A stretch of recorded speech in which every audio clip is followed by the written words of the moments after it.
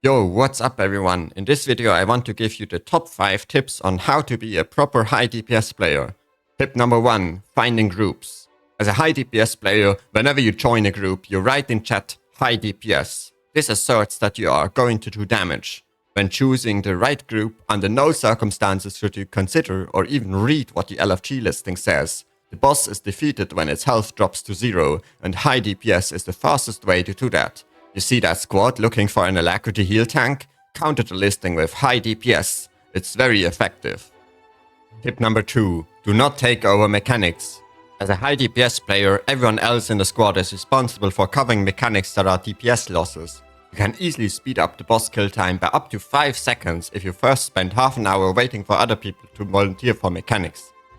Whether it is eating mushrooms on Slavasaur, doing cannons on Sabathar, or even doing greens at Doom, any of these mechanics is a DPS loss that you best stay away from. Remember, you are high DPS, you are not high mechanics. Tip number 3. Defiance bars. In raids, many bosses have defiance bars that make them immune to damage. As a courtesy to all the high DPS players out there, combat time is stopped during these defiance bars and you can take all the time in the world to break them without it negatively affecting your DPS log. It's true, you can look it up.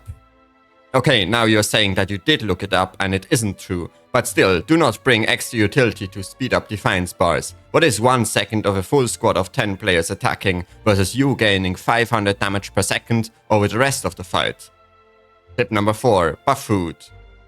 As a good high DPS player, you do not want to carry buff food in your inventory. If you need food, ask someone else to drop an ascended feast for you. If nobody has one, the free birthday cake will be plenty. It can even be shared with your allies, so that's almost supporting them.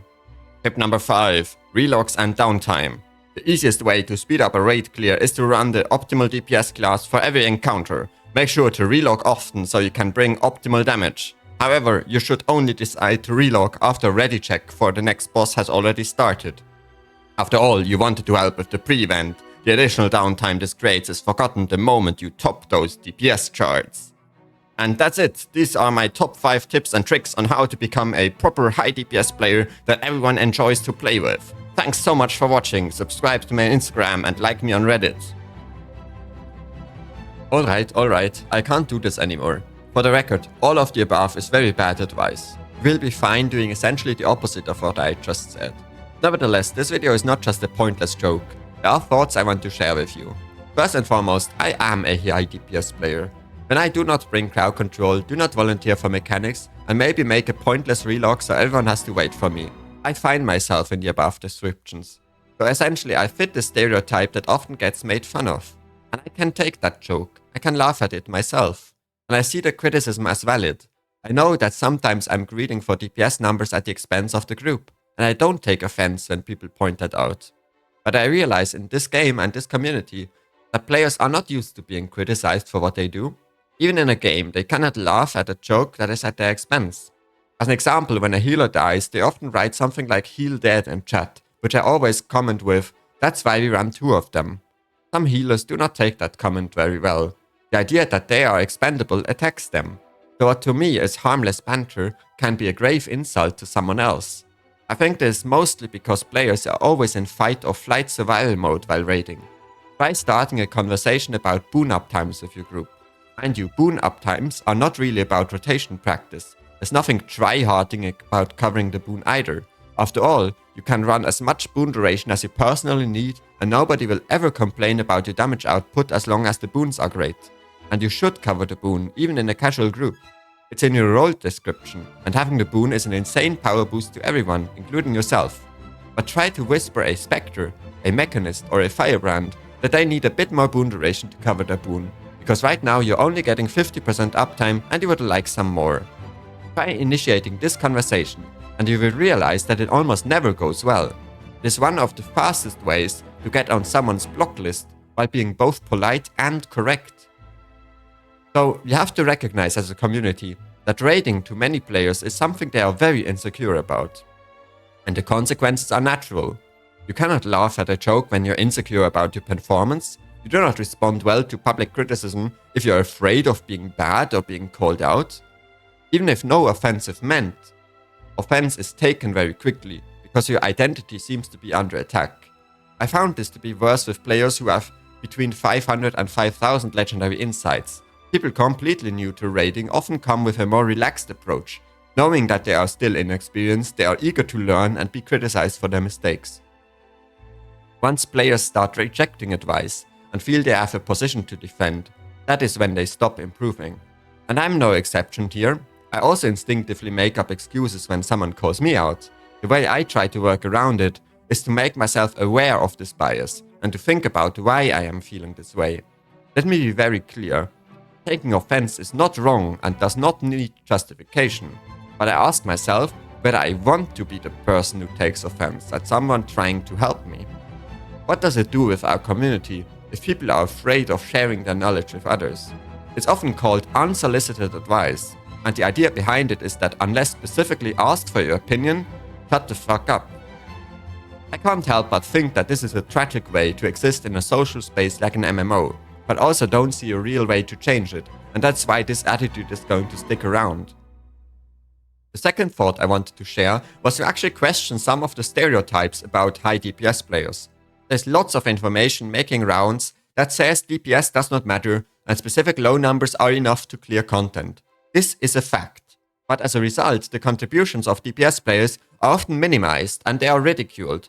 One of the most frequent comments after a wipe is "stop greeting for DPS," blanket calling out the players who performed well regardless if they were the cause of the wipe or not. There are two things I take issue with here. Having good DPS can carry a group. Especially groups newer to raids will struggle to deal with mechanics repeating over and over. If one player progresses the fight by having a stable 35k DPS, this can easily make the difference between success and wipe. DPS players are always treated as expendable and worthless. They are looked down on by everyone else. Me monkey, me DPS. All the jokes and stereotypes about high DPS players who can't read and only do damage are kind of disrespectful if you think about them, and you wouldn't say them to a healer. The example I've made earlier about a healer thinking, "That's why you have two healers," is an inappropriate response to them dying. You would probably think it's accurate to say it about a DPS player. The phrase, "it's only a DPS that we lost, we can't continue," is extremely common.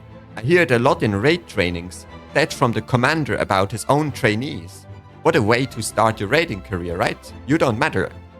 And secondly, the disrespect towards the DPS role is kind of unfair, because doing good damage in raids is actually very difficult.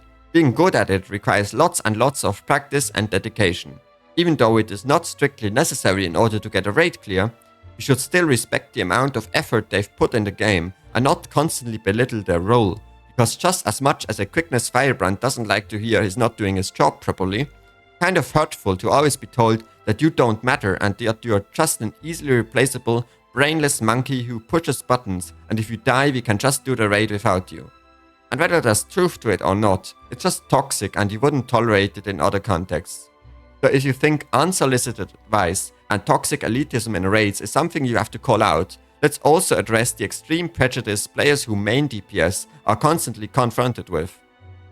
I guess the overarching point I want to make with this video is that beneath the surface of the friendliest community in gaming, which it is as far as I can tell, there are some issues when it comes to talking to each other. On the one hand, player skill is stagnating because there is no real culture of giving feedback and getting better. Most players prefer it if everyone just stayed quiet. And on the other hand, there's a real double standard towards DPS players. They get to be everyone's favorite punching bag. I don't mind joking around, but I want the recipient of the joke to be aware that I'm just making a joke and don't actually mean it. And I think the problem starts when people manage to miss the sense of irony in high DPS memes and propagate hurtful stereotypes at face value. So that's it for this video. I hope this gives you some things to think about, and I see you next time.